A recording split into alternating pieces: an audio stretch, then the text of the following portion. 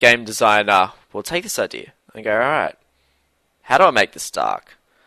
What guns do I use? How does it set the time period?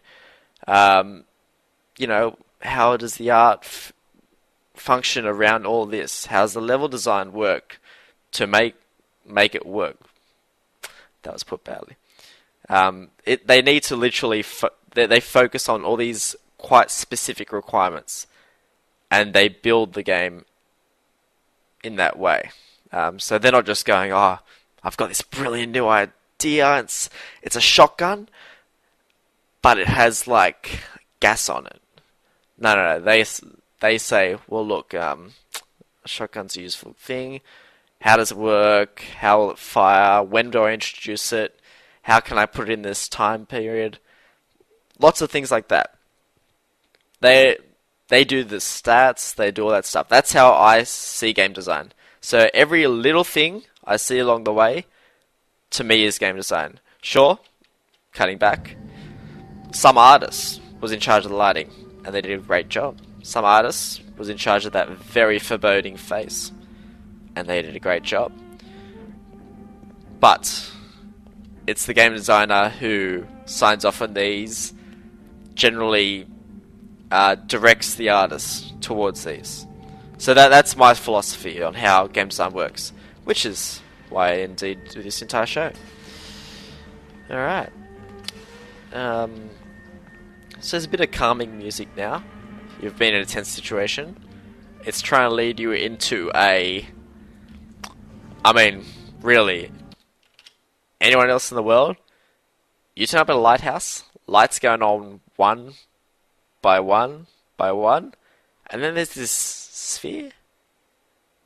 Why would you go in there? My plane just crashed. I'll look around the lighthouse. I wouldn't touch that sphere. Alright, we'll get back at the door maybe. No, can't get the door. I'd probably just wait it out. Surely you can go at the door. Why wouldn't you be able to go at the door?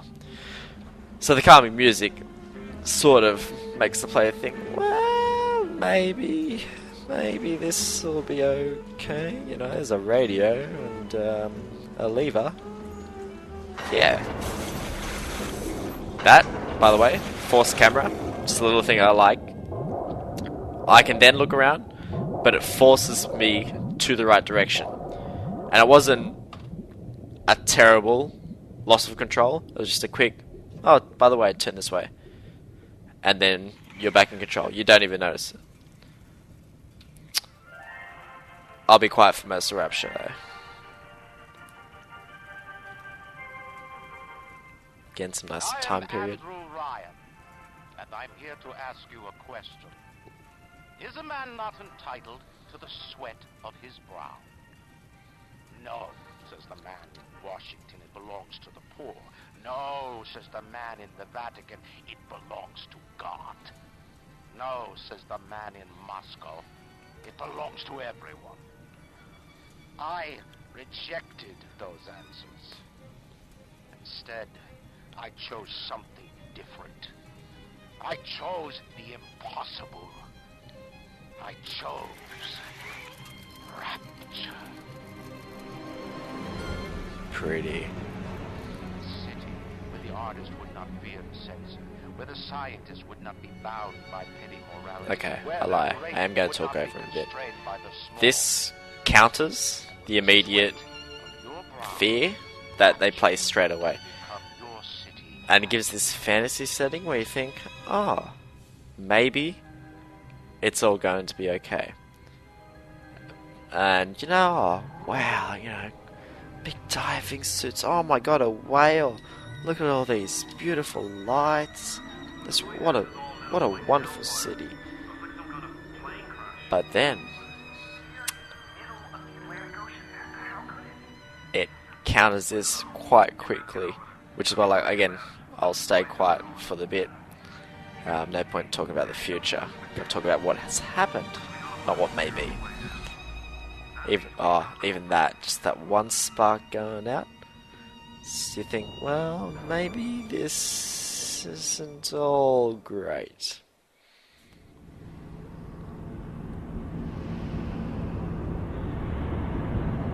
And then, well, cut to the loading, and it's a little bit daunting there, well, isn't it? What am I, 20 minutes in. Alright. I know where I want to get to. We'll see. I keep cutting to myself to talk about strange things. Spear's coming up now. Johnny, security's banging off all over. Get a move on. I'll be quiet for this scene, because I love this. I'll probably talk with she-ish. Don't hurt me. Just let me go. You might cut.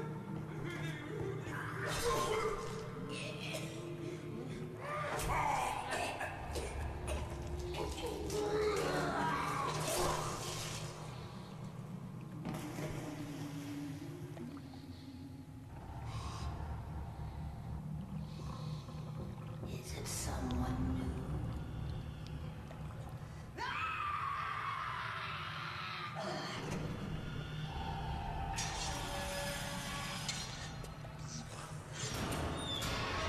Alright, I'll talk now while I'm being attacked. It gives you this great sense of wonder, and you think, oh, you know, it started a bit dark, but maybe she'll all be alright. And then instantly shows you your own mortality by having a death straight in front of you. Shadow Battlers, you're not part of this atmosphere. Well, you are a bit.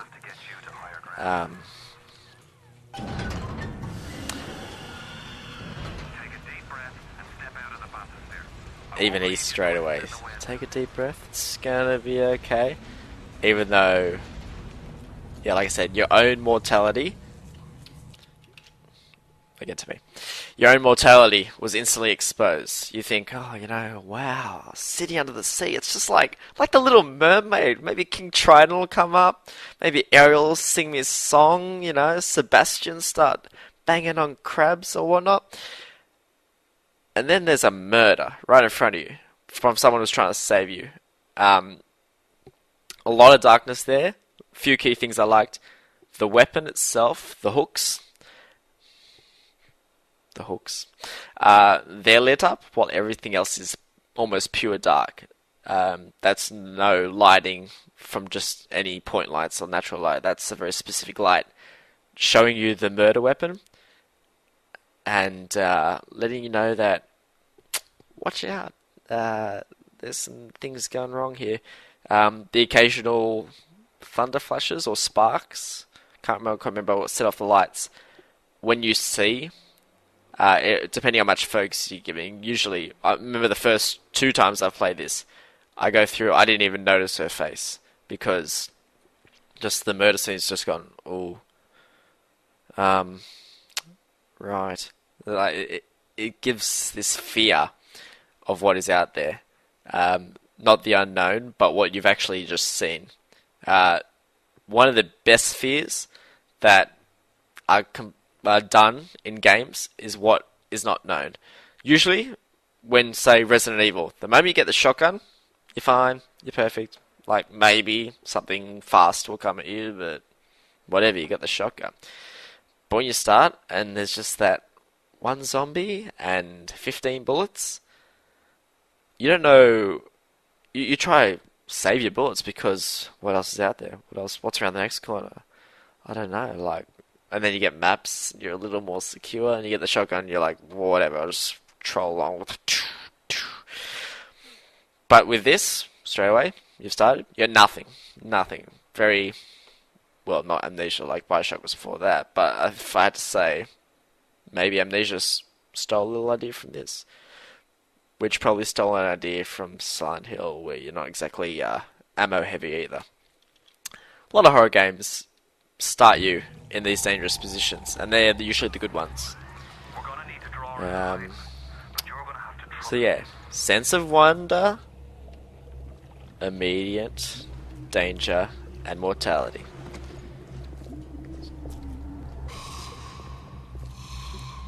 Little things like that.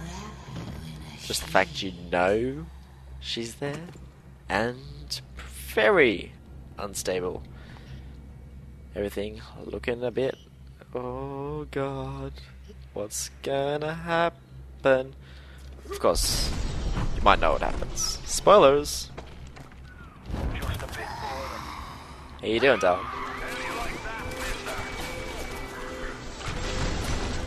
If someone tell me if they're watching this, I don't know if I played Bioshock enough, but is that the same splicer that you take the photo of really like halfway through the game? Someone let me know that, I'd be interested. Anyway, some other things. This sort of abandoned luggage. Who abandons the luggage? People running from things. Like, there's no other reason. Luggage would just be strewn around in a lobby. If there wasn't just people, like, if you're going to take something straight away, it's luggage. Like, well-being of others, luggage. Belongings, possessions, things that mean something to you, even clothes, whatever. But you don't just leave luggage lying around if you're, just on a hurry to the cafe. That's been left there because you're on the move or something's gone wrong. You'd, like, abandon number 3 priority, well-being of others. How bad is it? Oh, man, pretty bad. Fuck them. So, number 1, man, number 1. Anyway, so just, again, setting the tone. Rubble, decay, you already tell us is falling apart. Pick up. Oh yeah, that's how it works. How do I crouch? Ooh. Crouch? Wonder if I can... Nah. I know what's coming up, but I was trying to draw it out. Oh, the crouch... Sorry, I'm so used to Team Fortress. Control. Come. Why? Anyway, see. Hear a voice. And, oh! Your mortality comes crashing down yeah. And then... Oh god, your first fight. What the hell? Look at him. Oh. You can actually lose your first fight. Actually, can you? I've never tried. Then those fall. What made them fall? Huh. Anyway, sorry, I'm just gonna... I really don't need to heal up, because there's not much left in this episode. Anyway. Sense of wonder. Everything's a little broken. There's very strange... Where are you? Very strange looking people trying to kill me. They're already... That blood was there when I started, I believe. Maybe not. Whatever the hell happened to his hip. I love rag dolls. Man, I want to do an episode later on where I just go around Team Fortress and like try get some really mad rag dolls. Like whoever came up with rag dolls originally, brilliant, man. I need to shake your hand. You can't find me, I'll buy you a beer. Like, love it. I don't know what, like, just like that's hilarious. How does your hip? Ugh. Anyway, so there's a big cutscene coming up. I probably won't get much further than that, given I want this to be half-hour of length. Oh look, Eve Hyper. Alright, so it sticks you in a room. Oops, sorry, bless me. Gives you this bit of sense of wonder. Oh, look at that. Oh, what's all this? That's very strange. Very, very time-pieced advertising. I do like my atmosphere. I do like it. It's part of the atmosphere too. But the decay, you can see.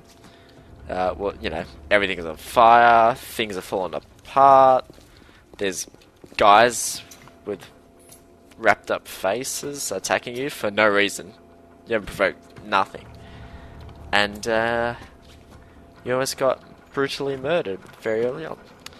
Now, I always found this strange. Who injects themselves